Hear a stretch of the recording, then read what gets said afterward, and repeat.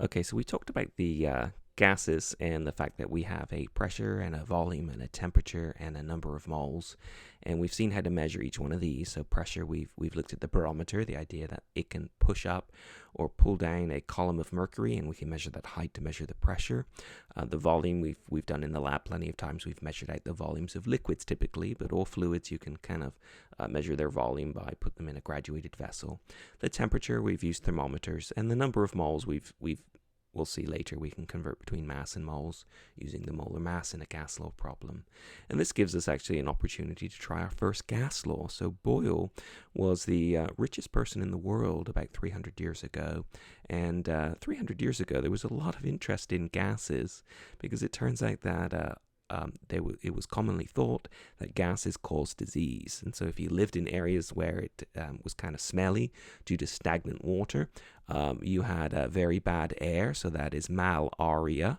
Okay, bad air in French, and of course malaria is a disease that we're somewhat familiar with, hopefully not personally, but maybe we've read about it. And it was thought originally to be caused by bad air. Of course, it's caused by little mosquitoes who live in stagnant water, which just happens to be pretty smelly. But people got really excited about the idea that gases could somehow be used to cure disease. So if you breathed in bad air, maybe you could breathe in some good air to counteract it. And so Boyle's law is our first gas law. And it was sort of a surprise to the people who discovered it that gases obey mathematical equations. And so in Boyle's law, it turns out the pressure multiplied by the volume of a gas is a constant, at least as long as your number of moles and temperature doesn't change. So as long as you're only changing one thing while looking at another thing, you have to be holding the other two things constant for these laws to apply. We'll see later on we can relax this restriction. So what does this mean? So PV equals a constant. So let's say PV equals 1, for instance. So what would that mean if we took our gas and we changed maybe the volume and we measured the pressure? And so if we made the volume 1, that would mean that the pressure would have to be 1. Okay, if we doubled our volume, and according to this law, it would mean we would have to halve our pressure. If we tripled our volume, it would mean our pressure would have to be 1/3 of what it was before. So there's actually a mathematical relationship here. And also, if we went ahead and we made our volume maybe 1/4 the size before, in order to get pressure times volume equal to a constant. And if we set that constant, say, to 1, just for an example, then if our volume was 1/4, then our pressure would have to be 4 times bigger than where we started with.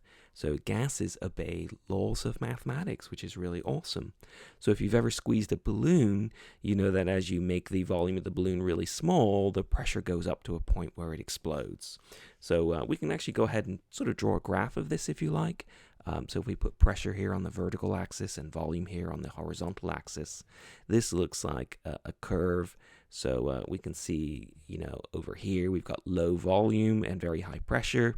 And as we make the volume bigger and bigger, it makes the pressure smaller and smaller. So as things expand, they tend to lower in pressure. As we compress things, they tend to increase in pressure, as long as the amount of gas and the temperature does not change.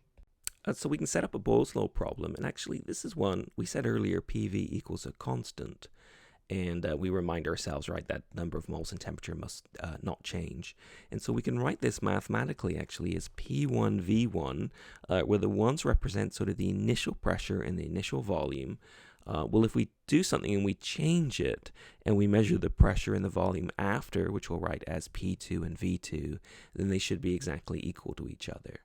So this might be a nice kind of problem. So let's say we have a very nice red balloon, and this red balloon has a volume, say, of 1.2 liters. And that's when it's got a pressure, say, of, 1.6 atmospheres. Okay, I'm not quite sure why we're at such a high pressure. And then what we go ahead and we do is we take that balloon now and we lower the pressure. Maybe we let the pressure be 0.5 atmospheres. And the question is, what is the volume of this balloon? So we can probably have a rough guess here. The pressure started high and went low. So if we lower the pressure, that probably means the volume gets bigger. And sort of qualitatively, right, we can draw our final balloon kind of large, but we'd like to be able to calculate exactly what that is. So we can take Boyle's law, and this is really cool actually, and we can kind of put a check mark against everything we know. So we know the initial pressure, that is our 1.6 atmospheres. And we know our initial volume, that is our 1.2 liters. So we have everything on the left. And on the right-hand side, what do we have here? We have our 0.5 atmospheres. That's our final pressure, P2. We can check that. And our volume, that's what we're trying to calculate. So that's V2. We don't know that. So we can go ahead and put a little question mark here. And we can take this equation and we can rearrange it. So we can go ahead and just rewrite it and ask ourselves, how do we get just V2 by itself? And the answer is actually we divide both sides by P2. And we have to divide both sides by the same thing to keep the equation identical, right? We got to make sure it's still equal. So if we do one thing to one side, we have to do the same thing to the other side. And why did we divide by P2?